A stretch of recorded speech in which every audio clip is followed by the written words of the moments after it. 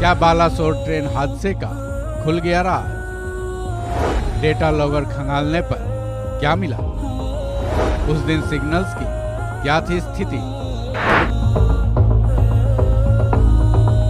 2 जून को हुए triple train accident के बारे में एक बड़ा दावा किया जा रहा है। आज तक चैनल ने यह दावा किया है कि उसने डेटा लॉगर को खंगाला है, जिसके बाद ट्रेन हादसे की पूरी सच्चाई सामने आ गई है। ट्रेन के डेटा लॉगर ने ट्रेन हादसे के राज का पर्दाफाश कर दिया है।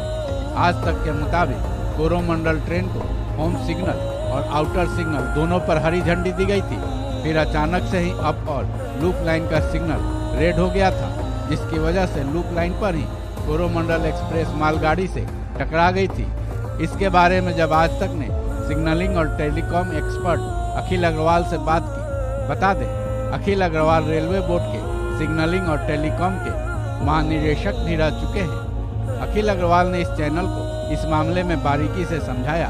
उनके मुताबिक स्टेशन मास्टर को सूचना देने के लिए ट्रैक पर कई तरह के सेंसर लगे होते हैं। इसी से ये पता चलता है कि कोई प्लेटफॉर्म खाली है या नहीं। इतना ही नहीं, ये यह भी बताता है कि अगर ट्रेन प्लेटफॉर्म पर है तो वो खड़ी है या चल रही है।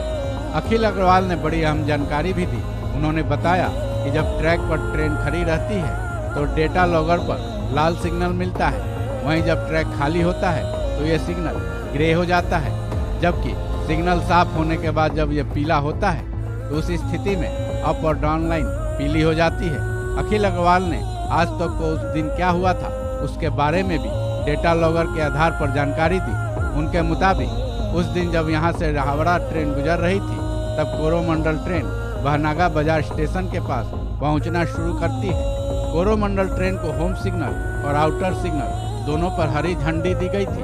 तभी अचानक अप लाइन का ट्रैक लाल हो जाता है। उसके तुरंत बाद लूप लाइन का भी ट्रैक लाल हो जाता है। इसी लूप लाइन पर मालगाड़ी खड़ी थी। डेटा लॉगर पर इसका समय शाम के 6:55 पर दर्ज है।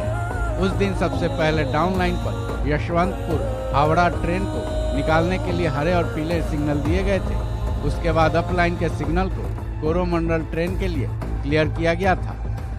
डेटा लॉगर के आधार पर अखिल अग्रवाल की तरफ से दी गई जानकारी के हिसाब से सवाल ये उठता है कि जब दोनों लाइनों पर ग्रीन सिग्नल थे तो अचानक अप लाइन पर रेड सिग्नल क्यों हो गए, जिसकी वजह से ड्राइवर कोरोमंडल ट्रेन को लूप लाइन में ले गया। आज तक की खबर के मुताबिक डेटा लॉगर से उस दिन के सिग्नल्स के मूवमेंट के बारे में पता चलने का दावा तो किया गया है, लेकिन इस सवाल का जवाब मिलना भी बाकी है कि क्या ये एक ह्यूमन एरर था या साजिशन इस घटना को अंजाम दिया गया था। इस खबर में बस इतना ही। बाकी अपडेट्स के लिए जुड़े रहिए वन इंडिया हिंदी के साथ।